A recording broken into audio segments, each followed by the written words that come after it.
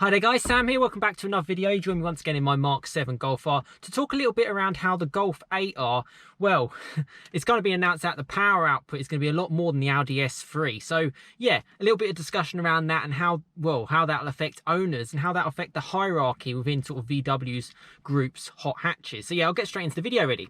Yes, welcome back to another video. I hope you're all well. Hope you've all been enjoying the recent videos and the activities on the Mark 8 Golf R, the Golf 8R. 4th of November is the date of the announcement from VW on the full specs and details. Done a few videos over the last couple of days. Thank you for tuning into them. They seem to have done really well for my channel. And yeah, community channel. So enjoy you all getting involved in the comments and yeah, having your discussion. Now, the Audi S3, this is what's always confused me. Now, the Audi S3 starts from £38,475 in the UK, and it has 310 PS, so not a massive power upgrade, bit of a hike in price, but it's sub £40,000. Now this got me thinking a little bit more, because I had a few comments as well in yesterday's video from someone who's actually picking up their Audi S3 this week, and they were sort of like a bit of a kick in the teeth actually if the Golf R has more power. And is it yes, I guess it is. If you're very much like if you're trying to play like the top trumps game, basically, you're getting a car to kind of impress other people, or well, obviously you're trying to impress yourself as well. You want something to be exciting. You know, we're just in an age where things change every second. You know, everything's superseded within 10 minutes these days. So, you know, by the time you've gone through your ordering process, it takes like 3 months for your car to get delivered. It's going to be outshone by something else. That's just the way it is. But to be honest with you, yes, I think you probably would be disappointed because, you know, you've got your Audi, you want it to kind of be top of the tree with the S3. They've marketed it differently. And as I've said in my sort of last two videos, it seems now that it's like, based on the fact that, just to clarify, if you haven't tuned into my other videos, that the Golf R is going to have 330 PS, so about 330 brake horsepower, and 420 newton meters of torque.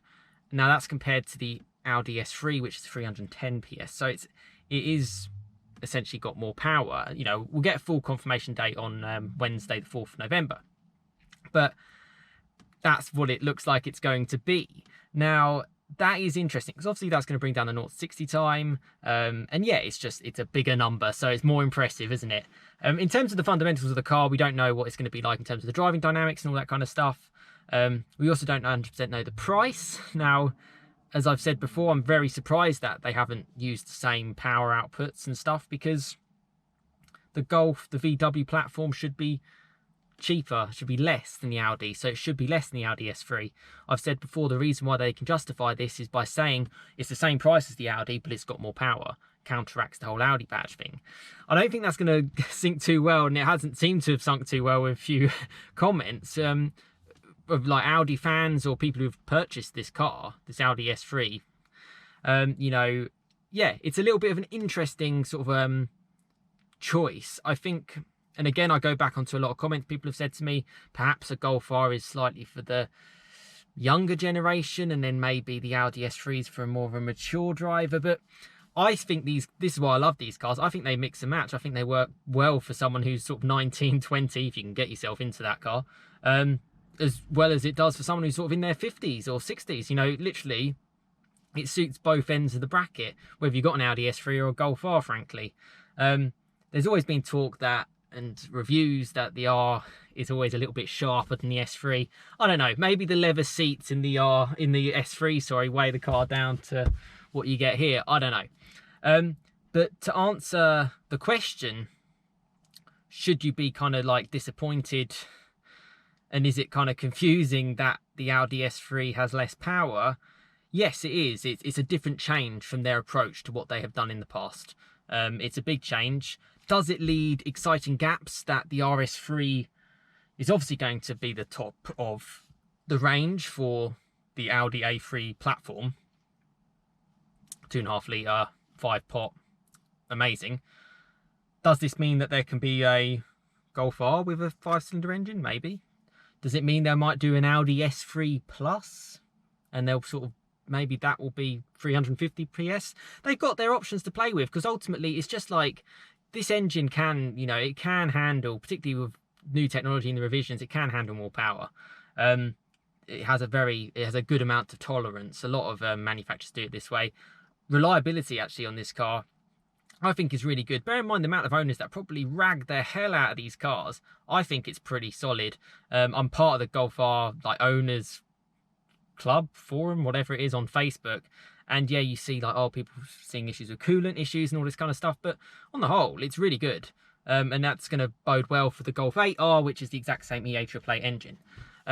I think it's a little bit, yeah, as I said at the start of the video, it's a little bit of a kick in the teeth for if you've got an Audi S3 and it does 100% turn out that you've got a car which may be more expensive and have less power than a Golf 8R. But listen, you get your cars for yourself, you know, for you to enjoy, you know, and it is a great car, and peak power like that only comes in when you're really, really on it. So yeah, we'll just have to see, but it's definitely a big change. S3, R, RS3, whatever other revisions come in between that, we just don't know, but that's where it's looking like now.